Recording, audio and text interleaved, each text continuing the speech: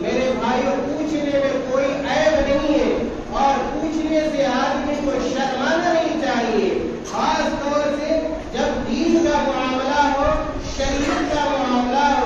کتاب و سنت کا معاملہ ہو، ضرور ہمیں علماء سے رابطہ کرنا چاہیے اور ان سے سوال کرنا چاہیے۔ کتاب و سنت کے مطابق مسائل استفسار کرنے چاہیے۔ میرے بھائیوں، آپ کو پتا ہے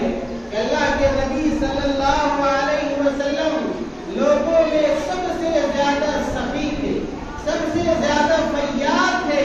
اللہ کے نبی صلی اللہ علیہ وسلم اپنے دونوں ہاتھوں سے لوگوں کے اوپر خرچ کیا کرتے تھے۔ حدیث کے اندر آتا ہے کہ پیارے رسول صلی اللہ علیہ وسلم لوگوں میں سب سے زیادہ جود و سخا کے حامی تھے۔ خاص طور سے جب رمضان مبارک کا یہ مہینہ آتا تو آپ صلی اللہ علیہ وسلم کی فیاضی، آپ صلی اللہ علیہ وسلم کی سخاوت میرے بھائیوں کہیں بڑھ جایا کرتی تھی۔ بلکہ حدیث کے بعض الفاظ میں ہے کہ اللہ کے نبی صلی اللہ علیہ وسلم تیز آبی سے زیادہ بھی غریبوں پر، مسکینوں پر، فقیروں پر، لاچاروں پر، ناداروں پر، یتیموں پر، بیواؤں پر، بے کسوں پر خرچ کیا کرتے تھے۔ میرے بھائیوں، اس لیے اگر اللہ تعالیٰ نے ہمیں مال و دولت سے نوازا ہے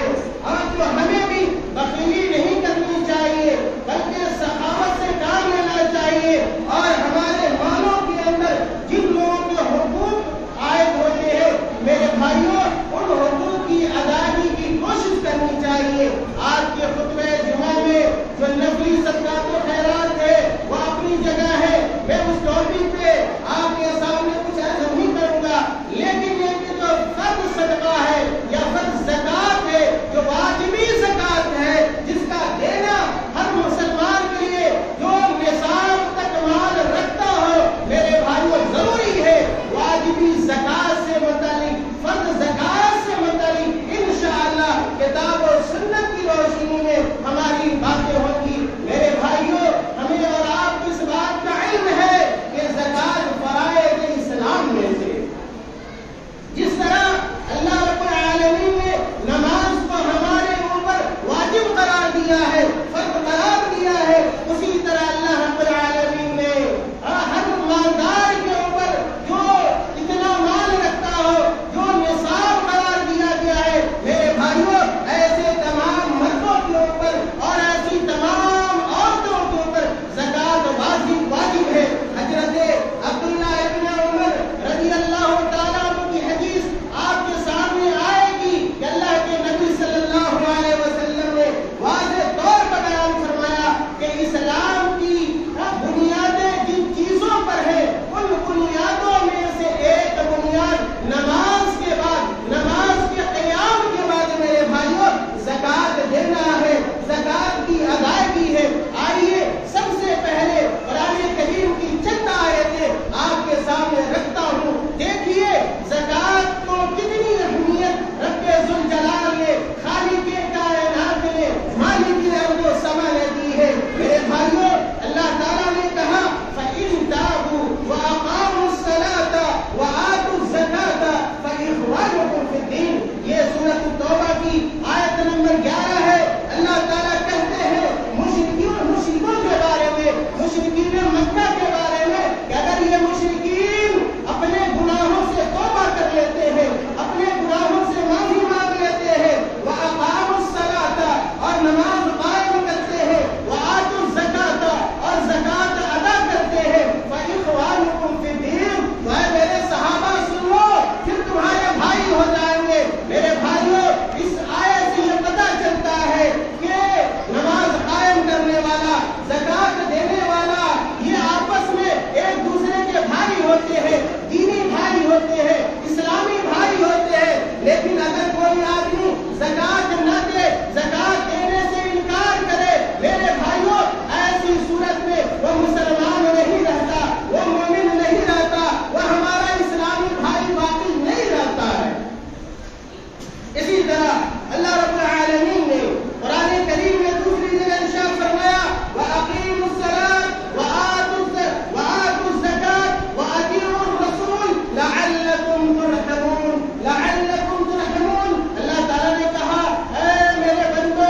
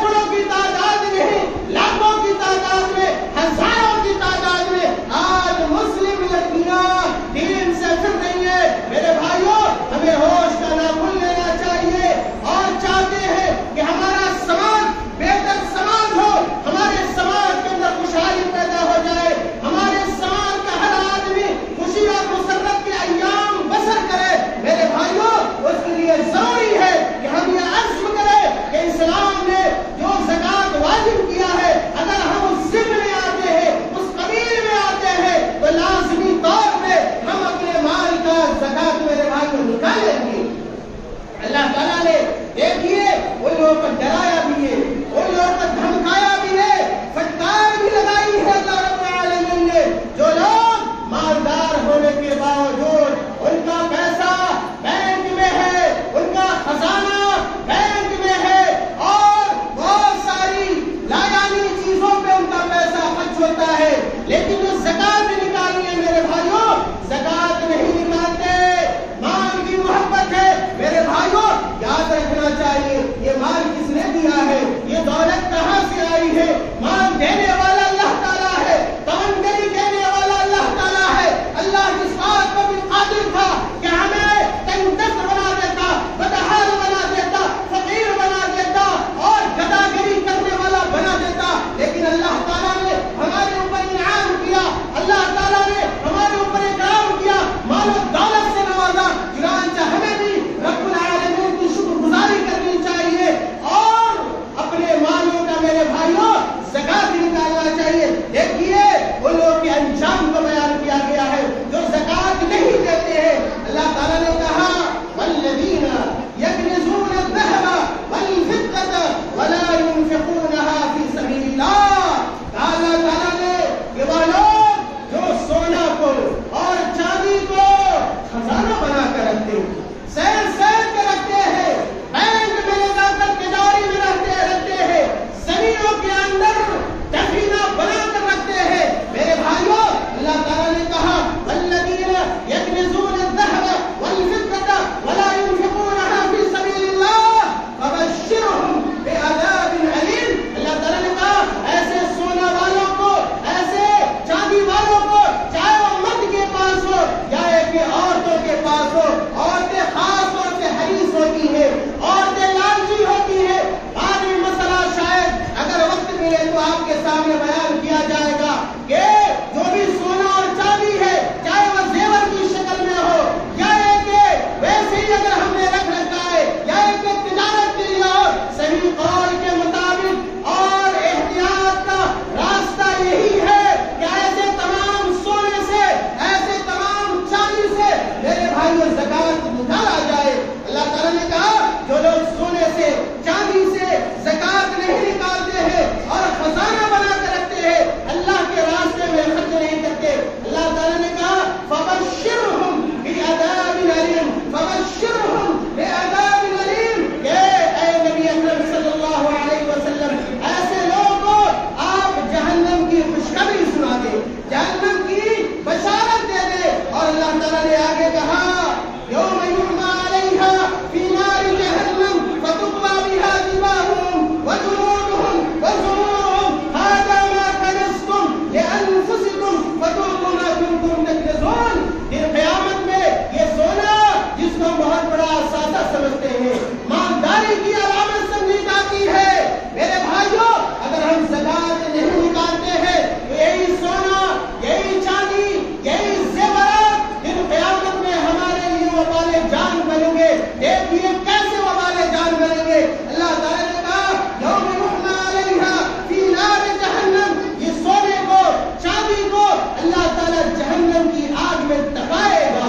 گرم کرے گا، اور جو لوگ اپنے سونے کا، اپنی چاندی کا زکات نہیں دیتے تھے اس دنیا کے اندر، اللہ تعالیٰ ایسے لوگوں کے پیشانی کو، ایسے لوگوں کی پیشانیوں کو، یہ پیشانی ہے یہاں پہ اللہ تعالیٰ اسی سونے سے، اسی چاندی کو جہنم میں تپا کر اس کو اللہ رب العالمین داغے گا، پہلو کو داغے گا، پیٹھ کو داغے گا، اور اللہ تعالیٰ کہے گا ھذا ما کنزتم، لو یہی تو تمہارا خزانہ ہے جس کو تم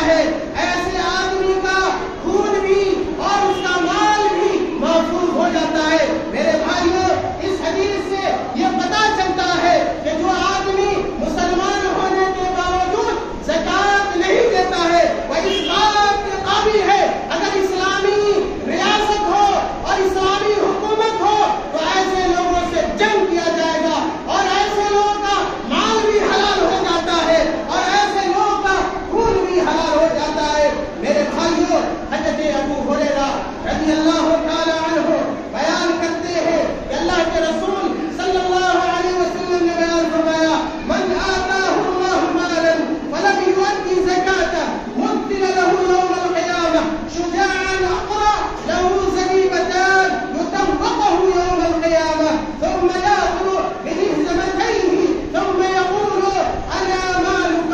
الا کنزک رواہ البخاری. میرے بھائیو، حضرت ابو ہریرہ رضی اللہ تعالی عنہ کی اس حدیث سے ہمیں یہ پتہ چلتا ہے کہ اللہ کے رسول صلی اللہ علیہ وسلم نے کہا وہ لوگ جن کو اللہ تعالیٰ نے مال دیا ہے، جن کو اللہ تعالیٰ نے دولت دی ہے، لیکن وہ اپنے مال کی زکات نہیں نکالتے ہیں، تو دیکھیے مثل له یوم القیامہ شجاعا اقرا، قیامت کے دن اللہ تعالیٰ ان کے مال کو گنجے سانپ کی شکل دے دے گا. ان کے مال کو اللہ تعالیٰ گنجے سانپ کی شکل دے دے گا. سانپ گنجا کب ہوتا ہے؟ لوگ جانتے ہوں گے یہ سب جب سانپ نہایت خطرناک ہو جاتا ہے، عمر رسیدہ ہو جاتا ہے، تو اس سانپ کے بال میرے بھائیوں زہر کی وجہ سے گر جاتے ہیں. اللہ کے نبی صلی اللہ علیہ وسلم کہتے ہیں کہ جو لوگ زکات نہیں دیتے ان کے مال کو اللہ تعالیٰ ایسے ہی خطرناک سانپ کی شکل قیامت میں دے گا، اور پھر ایسا سانپ ہوگا جس کے آنکھ کے اوپر دو دھبے ہوں گے، سیاہ دھبے ہوں گے، اور یہ دھبا اس بات کی علامت ہوگا کہ یہ سانپ نہایت خطرناک ہے، نہایت زہریلا ہے، اور اس آدمی کے گلے میں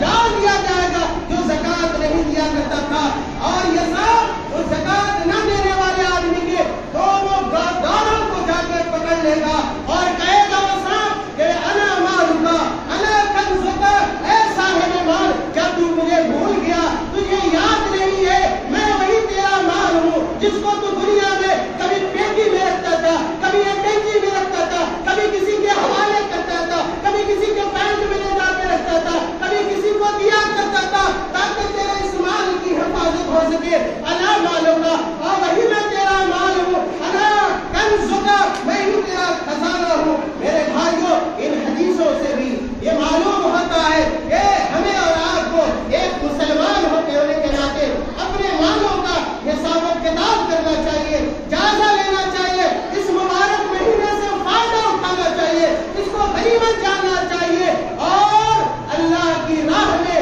خرچ کرنا چاہیے، اور اپنے مال کی زکات کی میرے بھائیوں ادائیگی کرنی چاہیے. ہمیں اور آپ کو یہ معلوم ہونا چاہیے